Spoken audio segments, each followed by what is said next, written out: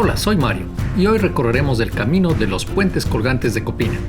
También conoceremos lo que está haciendo el programa de Chagas de la provincia de Córdoba para prevenir la infestación de viviendas con vinchucas, los insectos que son responsables de 7.200 nuevas infecciones anuales con el parásito Trypanosoma cruzi en América Latina.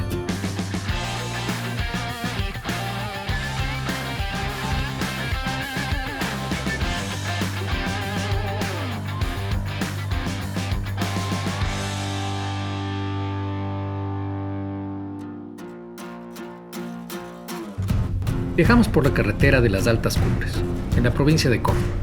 Aquí son muy estrictos con los límites de velocidad, así que cuidado. Pero pronto nos desviamos por un camino de tierra. Es una vía arenosa, con vegetación típica de la tundra y pocas viviendas dispersas. Aparecen formaciones rocosas y da la sensación de que retrocedemos en el tiempo. Estamos en la antigua Ruta 14, conocida como el Camino de los Puentes Colgantes. Esta ruta de 15 kilómetros entre el Parador El Cóndor y el paraje Copina conecta el valle de Tras la Sierra con la ciudad de Villa Carlos Paz, en el valle de Punilla. Aunque se ha logrado un gran avance en el control de la transmisión de Chagas en Argentina, la transmisión vectorial, es decir, a través de los insectos triatominos, conocidos aquí como vinchucas, sigue siendo una gran preocupación. Según la Organización Panamericana de la Salud, 700.000 personas están infectadas y 6.2 millones están expuestas a las vinchucas en Argentina. Sin embargo, el trabajo constante de los programas de control ha logrado mantener bajo el número de nuevos casos. Claudio nos explicará cómo lo hacen en la provincia de Córdoba. Desde marzo del 2020, el componente vectorial pasa a formar parte del departamento de zoonosis. Pudimos darle un impulso a esto con objetivos claros, que era lograr los índices vectoriales adecuados y aceptables en la provincia. Logramos potenciar el trabajo con contratación de técnicos para poder dar una cobertura. Originalmente el área endémica por censo o por registros históricos se hablaban de 25.000 viviendas en riesgo en los 11 departamentos del noroeste de la provincia, y para nosotros era muy importante determinar si eso era real y bueno, desde aquel entonces a hoy venimos trabajando en esto y hemos llegado ya a más de 50.000 viviendas en riesgo con nuevos registros. Una cosa muy importante que también nos hemos propuesto fue georreferenciar, incorporar la georreferencia en el registro de visita a las viviendas. Prescindimos del papel, ¿sí? Entonces incorporamos tecnología a través de tablets para los técnicos de campo, y de esa forma fuimos georreferenciando toda la zona endémica, inclusive en áreas en donde no hay señal telefónica, en donde por ahí se dificulta. Entonces a través de estos dispositivos pudimos establecer la georreferencia y ya tener esas viviendas registradas para futuras visitas. Hemos hecho 2 ciclos en 3 años en toda la zona endémica. Ya hemos logrado bajar bastante los índices de infestación. Estamos en la etapa de muestreo prácticamente en toda la zona endémica. El camino serpentea entre hondonadas profundas, formaciones rocosas y vegetación baja, típica de la Sierra Pelada. Al igual que el camino de las Altas Cumbres, esta vía fue impulsada por el santo José Gabriel del Rosario Brochero. Fue construida entre 1915 y 1918, con herramientas manuales y explosivos. En su tiempo, fue una verdadera hazaña. Ya casi llegamos a los puentes.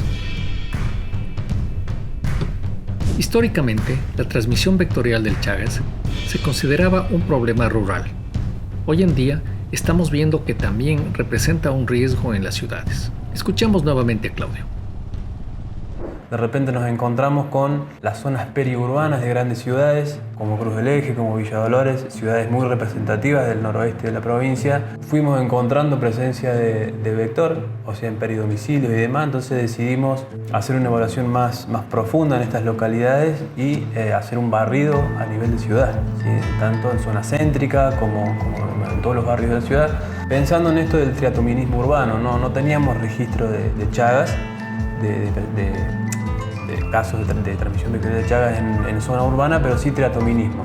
Y hemos encontrado positividad en intradomicilio importante para prestar atención, ¿sí? Y evitar que sea un futuro problema esto del triatominismo urbano. Estamos trabajando en la prevención muy fuerte con los municipios, con estos municipios que se les ha despertado un interés bastante importante en esto, inclusive incentivándolos a contar con estructuras propias para dar respuesta, aunque sea en las ciudades o en la periferia de estas ciudades, para que trabajen en vigilancia y control vectorial.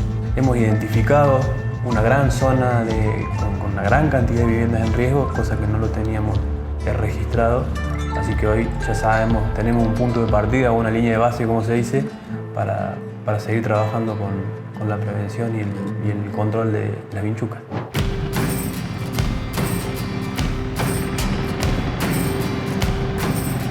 Todavía se conservan 6 puentes colgantes que cruzan profundas quebradas sobre un terreno rocoso.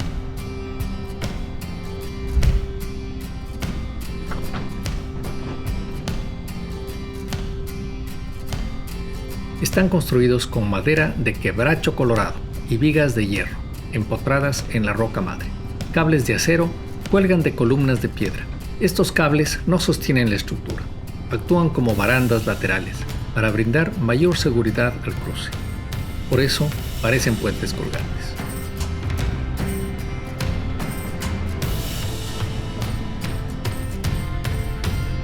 El ancho reducido del camino y sus curvas pronunciadas llevaron a que en 1956 se trazara una nueva ruta para atravesar la montaña, el actual Camino de las Altas Cumbres o la Ruta Provincial 34.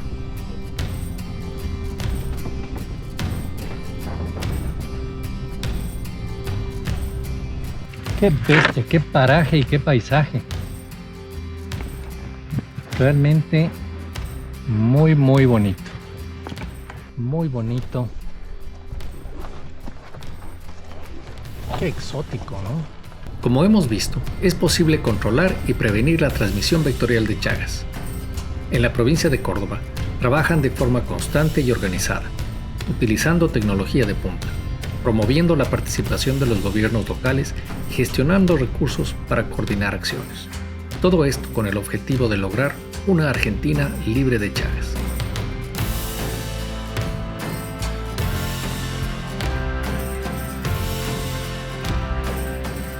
Y así llegamos al final de la aventura de hoy. Luego de esta experiencia única en el camino de los puentes colgantes de Copina, volvemos a la carretera pavimentada y emprendemos el regreso hacia Córdoba capital. Nos despedimos de Silvia y de estos paisajes maravillosos. En el próximo capítulo, emprenderé el viaje hacia la provincia de San Juan, donde la situación es muy complicada y el Chagas se transmite en la ciudad. No te pierdas la próxima edición de Jaguarundi Moto Adventure.